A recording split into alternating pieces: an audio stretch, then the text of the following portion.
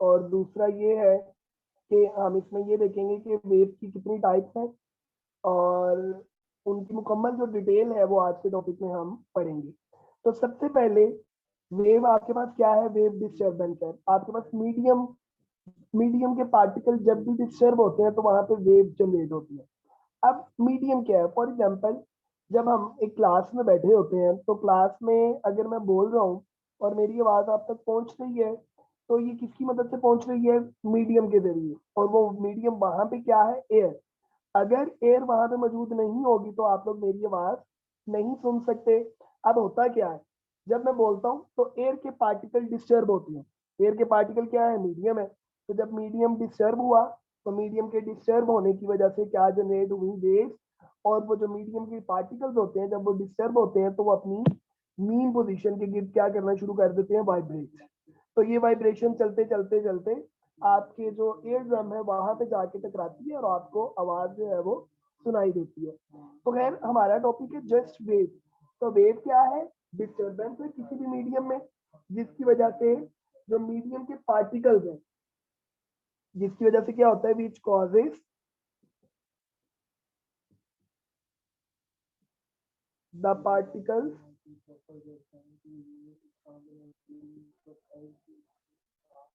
of the medium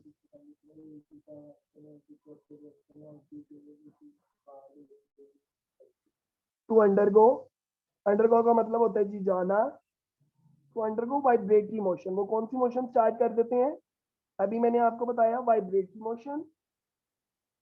और vibratory motion हमेशा कहाँ होती है, किसी भी मीन पोजीशन के गिर्द, अबाउट देयर मीन पोजीशन।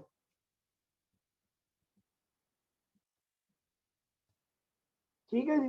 तो wave is a disturbance in the medium जिसकी वजह से क्या होता है, आपके मीडियम के पार्टिकल्स वाइब्रेटरी मोशन करना स्टार्ट कर देते हैं अपनी मीन पोजीशन के गिर्द।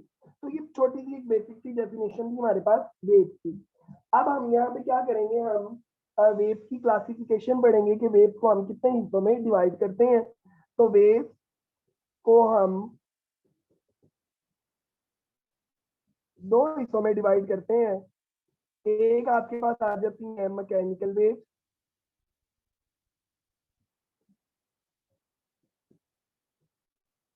और दूसरी है आपके पास इलेक्ट्रोमैग्नेटिक वेव।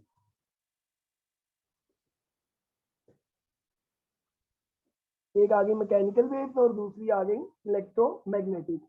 तो मैकेनिकल वेव्स क्या है, वो वेव्स जिनको प्रोपागेट करने के लिए मीडियम की जरूरत होती है उन्हें हम कहते हैं वो आपके पास मैकेनिकल वेव्स हैं। और कुछ ऐसी वेव्स हैं जिनको पास करने के लिए, जिनको एक जगह से दूसरी जगह पर जाने के लिए मीडियम की जरूरत नहीं होती, उन वेव्स को हम कहते हैं वो आपके पास कौन सी वेव्स हैं, इलेक्ट्रोमैग्नेटिक। तो मैकेनिकल वेव्स आपके पास कौन सी आ गई, विच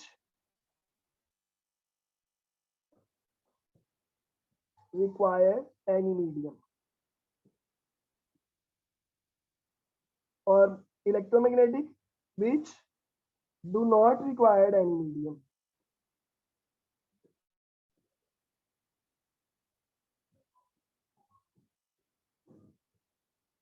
तो ये शॉर्ट क्वेश्चन के पॉइंट ऑफ व्यू से इंपॉर्टेंट है, प्लस हम इनकी बताएंगे अब एग्जांपल। क्या आपके पास इनकी एग्जांपल्स क्या है, ये भी लाजमी एमसीक्यूज में पूछी जाती है अक्सर। एक नाम दे के लाइक करते हैं जी रेडियो वेव, तो बताएं किसकी एग्जांपल है। तो एग्जांपल्स हमें सारी की सारी जो है वो पता होनी चाहिए। उसमें हमारे पास अगर वाटर वेव्स हैं तो ये किसकी एग्जांपल होगी, मैकेनिकल वेव्स की। क्यों, क्योंकि अगर वाटर ही नहीं होगा तो क्या वाटर वेव जनरेट होंगी, नहीं होंगी। तो इसका मतलब है मीडियम जिनमें रिक्वायर्ड है वो आपके पास मैकेनिकल वेव्स हैं, और जिनमें मीडियम नहीं रिक्वायर्ड वो आपके पास इलेक्ट्रोमैग्नेटिक वेव्स हैं। इसी तरह साउंड वेव्स हैं, वो भी आपके पास कौन सी हैं, इलेक्ट्रोमैग्नेट मैकेनिकल वेव्स हैं। और आप कौन सी वेव्स कह सकते हैं, अगर आपने किसी रस्सी में वेव्स प्रोड्यूस करनी है स्ट्रिंग्स में, तो अगर रस्सी नहीं होगी तो क्या वेव जनरेट होंगी, नहीं होंगी। तो वो भी आपके पास कौन सी वेव्स होंगी, मैकेनिकल वेव। और इसके बाद आते हैं हमारे पास इलेक्ट्रोमैग्नेटिक वेव। तो मैंने इलेक्ट्रोमैग्नेटिक का बताया, आपके पास वो वेव जिनको मीडियम की जरूरत नहीं होती। तो उसमें हमारे पास कौन सी है, उसमें हमारे पास बहुत सारी वेव्स हैं और ये बड़ी अहम वेव्स हैं। एक्स वेव है, अल्ट्रासाउंड है, ठीक है, रेडियो वेव्स है। तो ये सारी वेव्स जिनको मीडियम की जरूरत नहीं है उन्हें हम कहते हैं ये आपके पास इलेक्ट्रोमैग्नेटिक वेव्स है। और जिनमें मीडियम की जरूरत होती है उन्हें हम कहते हैं ये आपके पास मैकेनिकल वेव्स है। ठीक है, तो अभी हम देखेंगे कि मैकेनिकल वेव्स की फर्दर जो है वो कितनी टाइप्स हैं और कौन कौन सी हैं, उसमें क्या है, कैसे प्रोपागेशन होती है। यहाँ तक अगर कोई क्वेश्चन है तो आप लोग पूछ सकते हैं।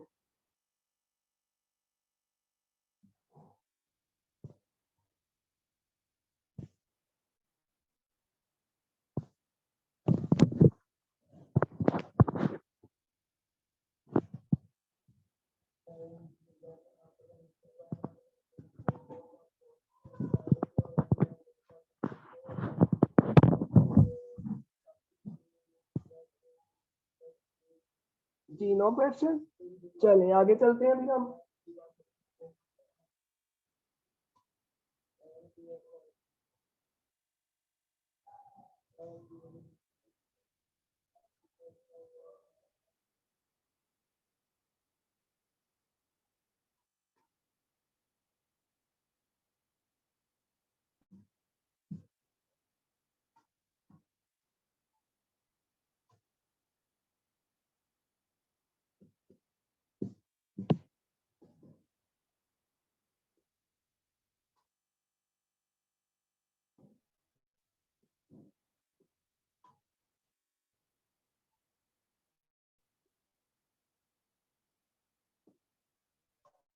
लें जी, टाइप्स ऑफ मैकेनिकल वेव।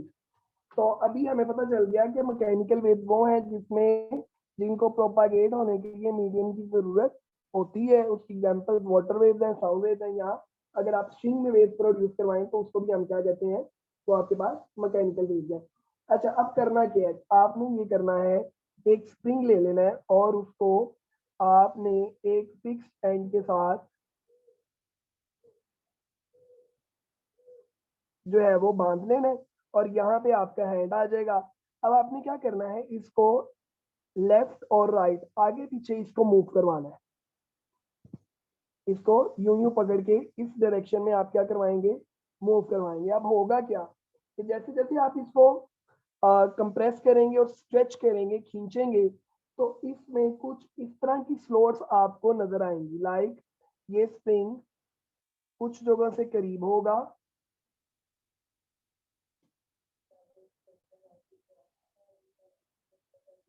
और कुछ जगहों से उसके लूप्स के दरमियान डिस्टेंस जो है वो ज्यादा होगा।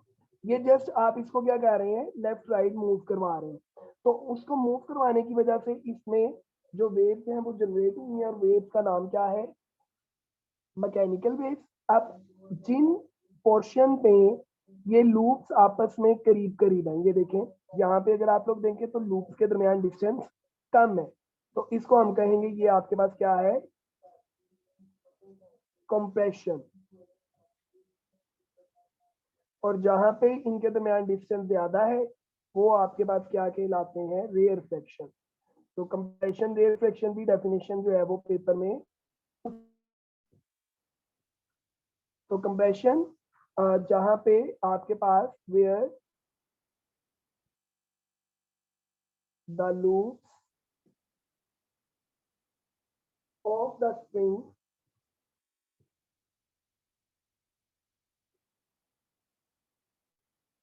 आर क्लोज टूगेदर,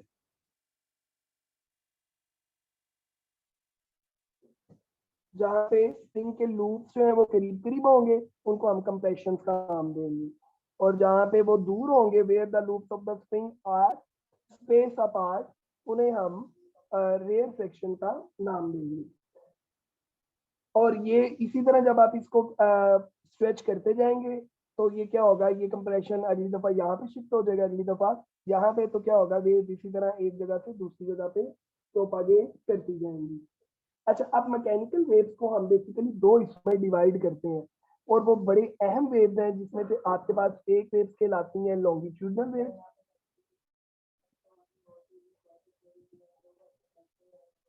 ये क्वेश्चन वेव्स वाला 2 साल पहले पेपर में लॉन्ग में आ चुका होगा, तो इसको बड़े अच्छे तरीके से आप लोगों ने सुनना है।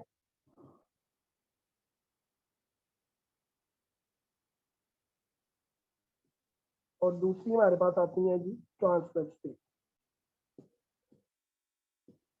अच्छा, अब होता क्या है, दोनों बेसिकली मैकेनिकल वेव की ही टाइप्स हैं। इसमें भी मीडियम रिक्वायर्ड होगा और इसमें भी मीडियम आपके पास रिक्वायर्ड होगा। होता क्या है, जो ट्रांसवर्स वेव है इसमें आपके पास जो मीडियम के पार्टिकल्स हैं वो मूव करते हैं perpendicular to the direction of propagation of waves. For example, अगर आपका मीडियम के पार्टिकल्स जो है वो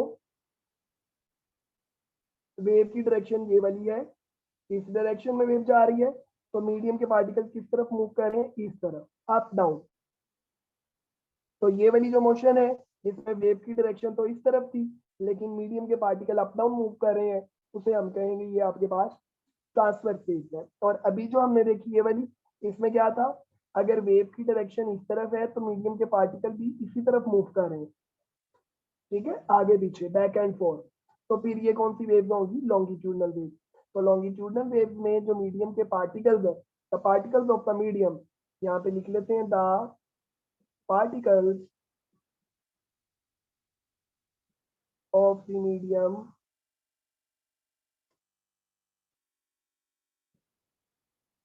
move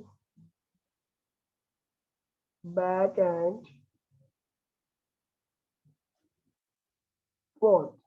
इसके back and forth to the, जिस डायरेक्शन में वेव जा रही होगी, to the direction of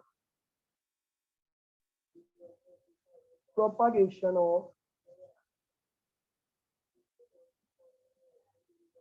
wave. और ट्रांसफर वेव में क्या होगा, इसको मैं यूं लिख दूंगा कि particle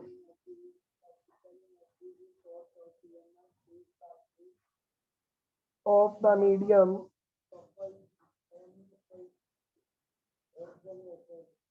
move perpendicular.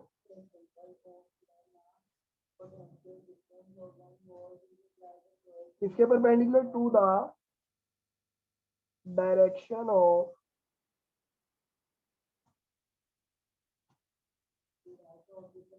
Propagation of wave. ठीक है जी। तो लॉन्गिट्यूडनल में फर्दर आपके पास दो कंपोनेंट्स आ गए, एक कंप्रेशन और एक आपके पास आ गया रेयरफेक्शन। और ट्रांसफर फेज में क्या होता है, बेसिकली आपके पास जब वेव मूव करती है, फॉर एग्जांपल ऐसे है, तो ये वेव मूव कर रही है इस डायरेक्शन में, मीडियम के पार्टिकल्स किस तरफ मूव कर रहे हैं, अप डाउन। ये उसकी मीन पोजीशन है, ये एक दफा अपवर्ड जाएगा, एक दफा यहाँ से ये डाउनवर्ड आएगा, तो अप डाउन। ठीक है। तो जो वेव का ऊपर वाला हिस्सा है, ये वाला, इसको हम कहते हैं ये आपके पास क्रस्ट है, और जो नीचे वाला हिस्सा है ये आपके पास ट्रफ है। तो क्रस्ट और ट्रफ, ये डेफिनेशन आप लोगों ने लाजमी तौर पर करनी है। तो अब हम चलते हैं बुक की तरफ। मैं आपको बुक से एक दफा इसको दिखा देता हूँ, और अगर आपका कोई क्वेश्चन होगा तो फिर हम क्वेश्चन की तरफ चलेंगे।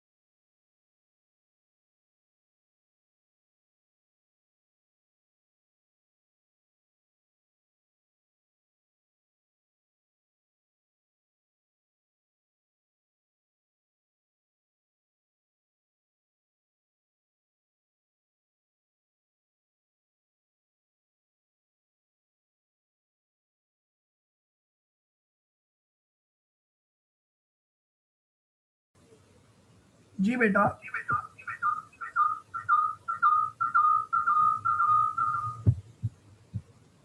तो ये हमने सबसे पहले वेव की डेफिनेशन पढ़ी है यहाँ पे, उसके बाद ये वेव की टाइप्स आ गई,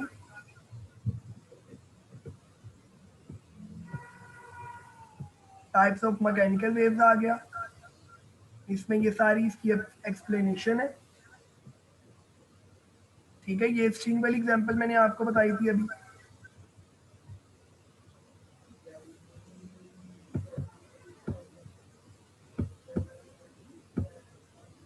ठीक है जी, और इसके बाद हमने ये कंप्रेशन और रेयरफेक्शन की डेफिनेशन करनी है। यहाँ पे आप कह सकते हैं कंप्रेशन क्या है, where the loops are close together. ठीक है जी, और इसी तरह रेयरफेक्शन क्या है, where the loops are spaced apart.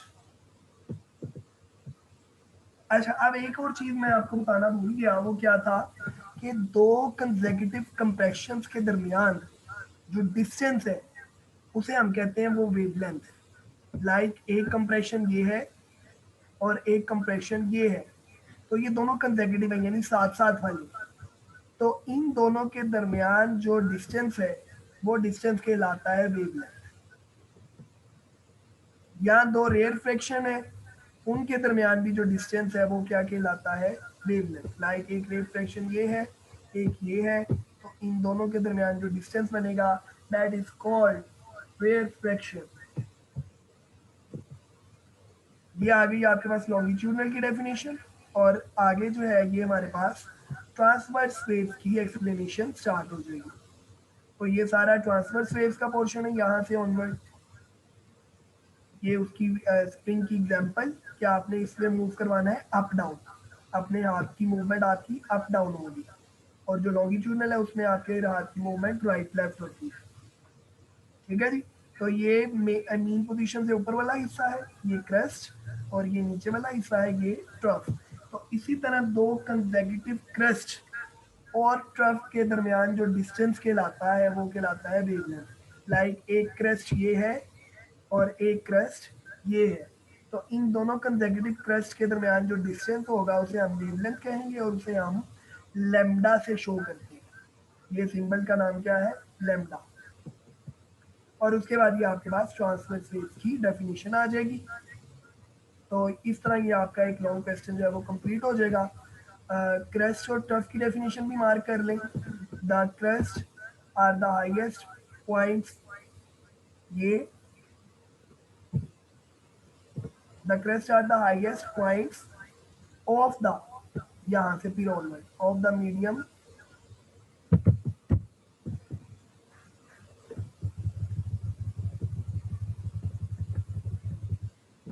यहाँ तक।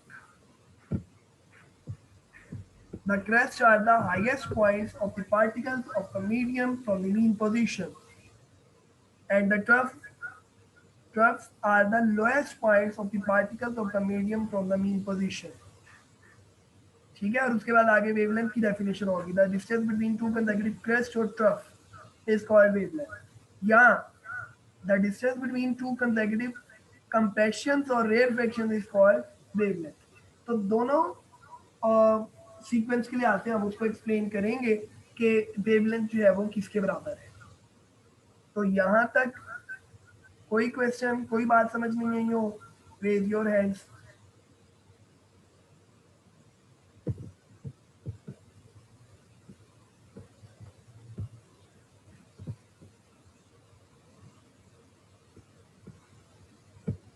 जी तहसीन। जी सर, आवाज आ रही है मेरी? जी बेटा। ठीक है सर, यही पूछना था।